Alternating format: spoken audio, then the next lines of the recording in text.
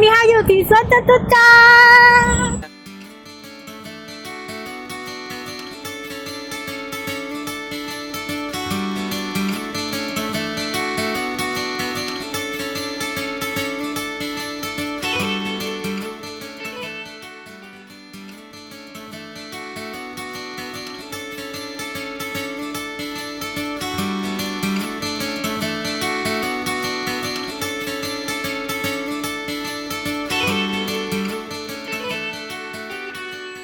สบายดีมื้อนี้อยู่ที่สวนจตุจักรคอยมากแห้งแบบนี้ค่ะปะบอกไปคอยอยู่บ้านมือก็ได้นี่ฮะบอกมากบอกมาบรรยากาศแบบนี้บุคอยได้สัมผัสบันไดพี่น้องเนี่ยก็ถือว่าเป็นครั้งแรกที่ได้มาลินสวนจตุจักรพี่น้องเฮาก็ถือว่าเป็นครั้งที่2ที่เฮาได้มาสวนจตุจักรวันนี้ก็สิพาเมียมาเลาะเบิ่งบรรยากาศในสวนพี่น้องเนาะเฮาก็คนหนึ่งมักบรรยากาศแบบนี้พี่น้องเนาะรายการมักอยู่ประเทศไทยมักสวนแบบว่าตั้นสวน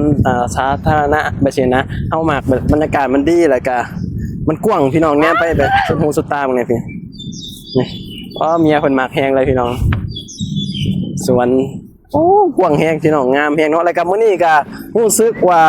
บรรยากาศมันเป็นใจให้พี่น้องเพราะว่ามันบ่แดดปานใดเฮาก็เลยแบบได้มีโอกาสวันหยุดพี่น้องเป็นวันสิ้นเดือนเป็นวันสิ้นเดือนเนาะก็เลยแบบถ่ายให้ในริมน้ำก็เลยพาเมียมาเที่ยวพี่น้องมาเดินลินสวนไปย่างไปต้นพร้าวพุ่นแล้วสิพาเลาะทัวร์เลยมื้อนี้พูนทางไหนก็งามเบิ่งเลยพุ่นเดี๋ยวเฮาสิถ่ายไปทางนี้ก่อนเพราะว่าถ้าเฮาถ่ายไปทางนั้นนี่มันสิย้อนแสงเนาะแล้วมันสิเห็นให้คลิปแบบบ่เป็นตาเบิ่งพี่น้องถ้าเฮาถ่ายไปทางนี้มันก็บ้านย่ำมาแรกนี่คือสิตะเวนขึ้นทางนี้บ้านย่ำมาแรกนี่บรรยากาศก็สิดีเลยถ่ายไปทางนี้ก่อนเพราะว่าคนมีตังให้นั่งสินะเพราะว่ามันสิบ่ย้อนแสงแล้วสิพาเราอ้อมสวนจตุจักรเลยพี่น้องโอ้บรรยากาศวันนี้เขาจะมานั่งเล่นเนาะมีโต๊ะมีตังให้คนนักท่องเที่ยวเลยสินะมานั่งเล่นด้วยพี่น้องคักเลยปะเรายังว่าเจ้าอยากเข้าห้องน้ำเหรอยังเอาพาทัวร์สวนจตุจักรดูคนที่มาครั้งแรกอ่ะบ่เคยมานะโอ้นี่พวกนี้พี่น้องมีเก้าอี้นั่งโอ้คุณตามานั่งเล่นสวนจตุจักรพี่น้องโอ้บรรยากาศดีขนาดเลยพี่น้องทุกครั้งแรกเป็นจังไดครั้งแรกอ่ะเฮ้ยคุณทุ่งแล้วเรื่องจังไดทุ่งแล้วเรื่องเป็นจังไดมาครั้งแรกตื่นเต้นบ่งามบ่แห้งงามเนาะงามแห้งเลยพี่น้อง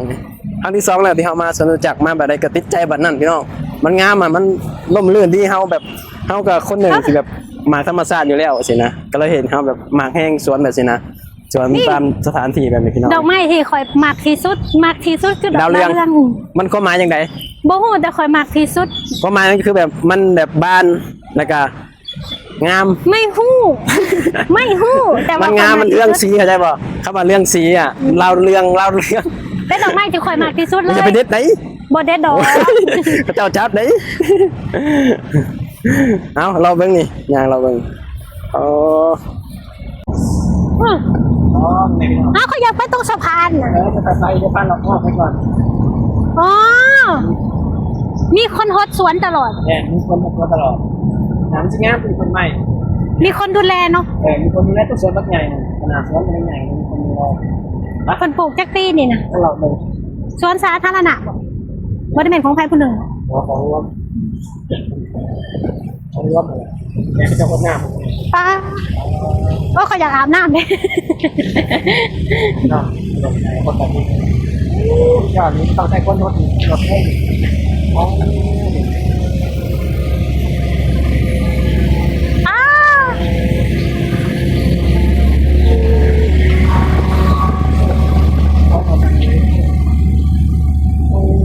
มันคือมาอยู่ใกล้บ่อนเหตุงานเฮาถ้ามันอยู่ใกล้บ่อนเหตุงานเฮานะคอยสิเลิกงานแล้วคอยก็สิไปสวดมันจะดีกว่าไปเราไปก็เป็นงานกันเรื่อยเลยถ้าเราไปครั้งแรกป้าโอ้ยผมเคยเห็นปลาป่ะปลาอย่างเราเป็นอะไรชอบคนตัดหายแบบมีเบิร์ดจะดูแลอย่างดีแป๊บนึงมาพร้อมก่อนเผื่อเหนือแตกดีแน่แต่มันโมเดลแห้งวันนี้เนาะมันแบบคึมเหมือนฝนสิตกคึมฟ้าคึมฝนพี่น้องมีดอกกระเจียวพ่อไหมดอกกระเจียวจริงไหนไม่ของปลอมไหนของจริงดิวันนี้เป็นของปลอมของจริงเมียรีของจริงเนี่ย อ๋อดอกกระเจียวมีดอกกระเจียวเฉยโอ้ขากะลีเอาเข้าไปยังนะออกมาบ่ได้เด้ ว่าเด็กน้อยมาลินเลยพี่น้องเอ้ยป้าเรารอเบิ่งป้าปุ๊ย่างรอไปเรื่อย หิวน้ ๆหิวน้ำเดี๋ยวสิพาไปกินน้ำยัง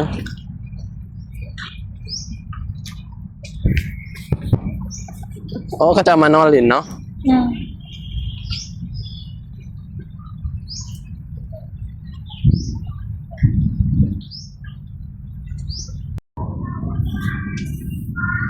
กินยังไงลูกพี่ ไปแล้ว เป็นไปแล้วโหปัญญาดอกปัญญาดอกปะ ย่านแต่ญาติเดี๋ยวพาเมียหล่อเบิ่งสวนก่อนพี่น้องเขายังไม่ได้หล่อถั่วเลยเนาะเราสิหล่อไปถั่วเลยพาเมียไปหล่อถั่วพี่น้องเพราะว่า ตอนนี้รู้สึกว่าหิวเข่า ฮะ หิวเข่า หิวเขา หิวเข่าเลย หิวเขาเลยเดี๋ยวสิพาหาเนี่ยกินไปหล่อเบิ่งสวนจะอยากหล่อเบิ่งสวนก่อน แดดแล้วเด้นี่ นางบอกเคยมาพี่น้องเอ้ยนางก็เลยอยากพาหล่อเบิ่งเนี่ยเพิ่นนะ ขามไปนี่ก็เป็นสวนจตุจักรเลยนี่เอ้ยโมเมนต์ สวนรถไฟ สวนรถไฟ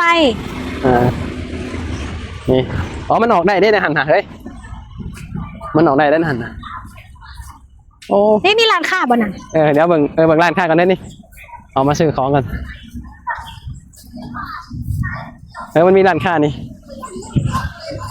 มันมีร้านขายของน้ำพี่น้องร้านขายน้ำมีร้านขายน้ำเนาะฮะอย่างไปอย่างมาอยากกินน้ำป่ะพี่น้อง กินตำมะฮุง เอาน้ำปั่นได้ไหม แต่โคกค่ะ โค้กครับอยากกินโค้กคนน่ะอะไรสิพา แก้วเท่าไหร่คะ เสียงมันก็จะอยากออกฮ้อนๆแน่เนาะดีแต่ว่ามื้อนี้มันบ่แดดจัด ไม่ใช่ว่าแต่แล้วก็สู้กันไป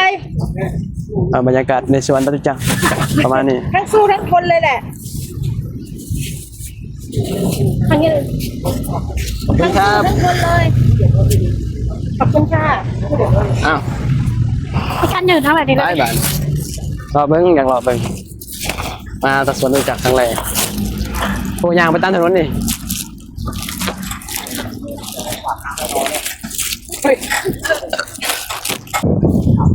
บรรยากาศดีเนาะลม เย็นเนาะเย็นค่ะโอ้นี่แห้งเย็นนะเย็นเย็นนี่เนาะอันนี้หนูปลูกมาก่อนเองนะครับ เอาบ่ล่ะ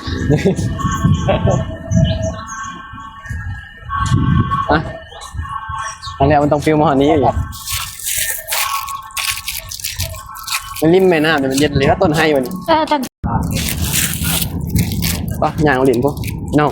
วันนางร้ายหลายเนาะวันนางร้ายขัง แม่น้ นะหามจับหนุก ำหามให้อาหารนก อ๋อเอาให้อาหารหนุก กวางเนาะ ย่างพวก บรรยากาศคือดีแต่บอก นี่ป่ะมากบ้าบรรยากาศแบบ หมากแห้ง ขักเนาะ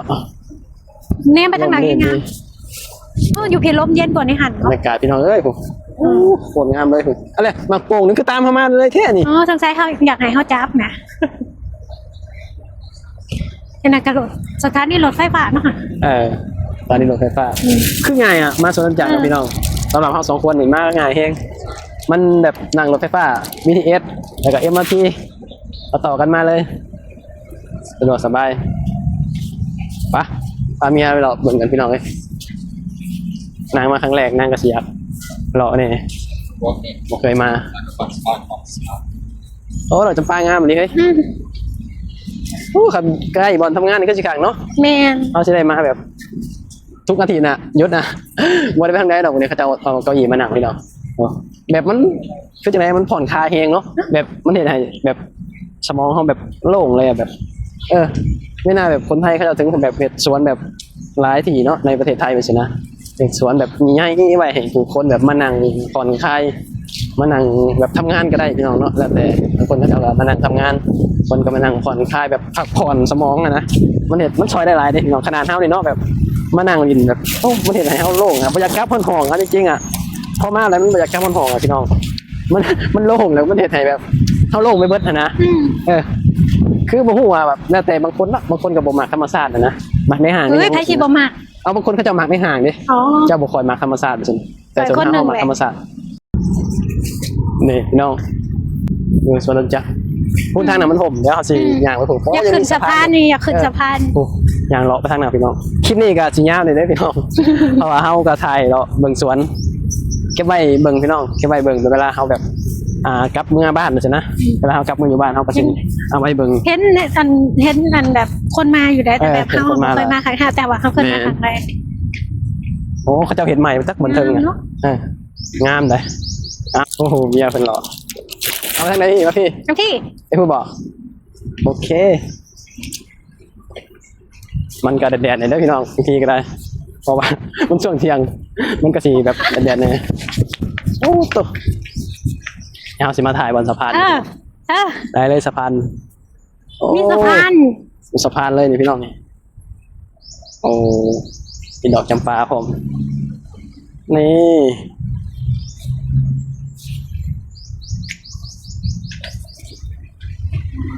ปะถ่ายเบิ่งคุณได้ผมมันมีสะพานบ่ไหนอีกผมโอ้ย ถ่ายรูปให้แน่อยู่ดีๆถ่ายมันอีนี่ซึกนี่คุ้นๆที่อันไอ้คนรวยอยู่นะ ไอ้คนรวย ที่เคยเห็นอยู่อันเราลงคลิปเลยถ่ายติ๊กต็อก เอาบ่ คนพุง นี่พี่น้องมันก็เสียแดดตากระสีทิพย์นี่เลยพี่น้องเด้อเดี๋ยวถ่ายรูปให้เมียแป๊บนี่พี่น้องตอนนี้มาถึงสะพานมึงเนี่ยพี่น้องนี่สถานีรถไฟฟ้าโอ้ใหญ่แห้งรีผมเนาะใหญ่ไหม BTS ดูไปปะเอาไปสะพานตัวน่ะเดี๋ยวพาเมีย สะพานหนึ่งเนาะ นี่สะพานหนึ่งสะพานสองนั่นเดี๋ยวพาเมียไปรอพี่น้องโอ้ดอกลันทมงามมาเลยคลิปนี้ก็สิถ่ายยาวเลยเด้อพี่น้องเอาไว้เก็บไว้เบิ่งถ่ายเราไปเรื่อยๆบรรยากาศอยู่ที่สวนจตุจักรพี่น้องบรรยากาศก็สิประมาณนี้แหละช่วงนี้มื้อนี้ก็รู้สึกว่ามาอะไรก็บ่ค่อยแดดจ้าปานใดเนาะปกติแล้วมันสิแดดจ้านะมันมีโอ้ทำไมเหลืองยังไปข้างหน้ามีต้นเตยนะแม่ ฮะ ต้นเตยน่ะ ต้นเหลืองๆนี่งามมาเลยพี่น้องนี่แต่รู้เขามาเหมือนเขาอยู่ต่างประเทศเลย อยู่ต่างประเทศยังไงนี่นี่พี่น้องหักอะไรนี่วันเดียวนี่ก็กินแล้วนี่วันเดียวนี่กินขาดแล้วพี่น้องเย็นเองนี่ไงอุ้ยพี่น้องเลยปลาเต้ยเหมือนปลาเย็นเลยนี่นี่แหละขอดีของการมาสวนพี่น้องมาจิบมันเย็นค่ะเลยผักก่อนแป๊บนึงบางเนี่ยพี่น้องครั้งแรกวันนี้คิดว่าคนไหนนี่เนี่ยได้ซูมให้บ้างนี่คนไหนพี่น้องก็จะเสกกระจกตัวไหนนอนเลยไหมอยากขึ้นหมดเนาะอยากขึ้นหมดเลยไหมเดี๋ยวสุดยอดแห้งเลยพี่น้องบางเนี่ยงานที่สูงแต่งานนี้เขาบอกว่าเงินดีเลยมักปุ้งหน่วยนะมาตามเข้ามานะเพราะว่างานอันเนี้ยมันแบบมีหน่อยคนจะเห็นเนาะเขาคนหนึ่งเลยเอาโบเหตุงานอันนี้เป็นยังเงินดีใช่ไหมเขาก็เหตุเพราะว่าอยากความสูงพอไว้พี่น้องเลยใจชี้ขาดก่อนทำไมเหตุนี่บางเนี่ยครั้งแรกไม่ได้คิดว่าคนเนาะเบิ่งความสูงมันเลยคนแบบสังกปั้นนี่คนนั้นน้อยซะเบิ่งสูงทำได้บางเนี่ยแบบบางเนี่ยโหนโตลงมาทีหน่อยเสร็จกระจกพี่น้องเนี่ยต้องเป็นตะยานนี้นี่ตึกนี่งามเองเลยพี่น้องเนี่ยหมักผักอย่างเงี้ยลูกโป่งอันนี้ตามเข้ามาลีได้มันมาตามกระแสน้ำลูกโป่งเนี่ยอยู่พูดพี่น้องตามมาลีพูดหอบพี่เลยพูดญาติไม่ค่อยพูดอยู่พูดไล่ไปอยู่ตาจะพามาหาอย่างดินบ่อยๆหรอกวิวดีเลยก็ย่อมรับว่ามันงามเนาะมันโล่งไงนี่ถ่ายดีดินี่ถ่ายจะคู่ปะเนี่ยจะคู่เลยนี่มากับเมียกับสิประมาณนี้พี่น้องนางก็จะถ่ายรูปให้ตลอดเลยนางมากกะลีขนาดงามขนาดถ่ายให้เด้อเอางามเด้อโอ้อากาศเนี่ยพี่น้องเย็นไหมนี่แต่มือนี้โชคดีขนาดเลยที่หมอห่อนไหมดูไปถ่ายอยู่บนฟูนี่ปะเลาะให้ทัวร์เลยจะได้ก็ได้มาเลยเลาะให้ทัวร์เลย นี่อะไรพี่น้องบรรยากาศในสวนผ่อนคลายขนาดเลยก็จะเอามานอนหลินก็มีได้พี่น้องนี่มานางหลินมานอนหลินทำเขาอยู่เอาเหตุงานไกลเท่านี้เดี๋ยวก็ยานมาถูกอาทิตย์อยู่วันหยุดนี่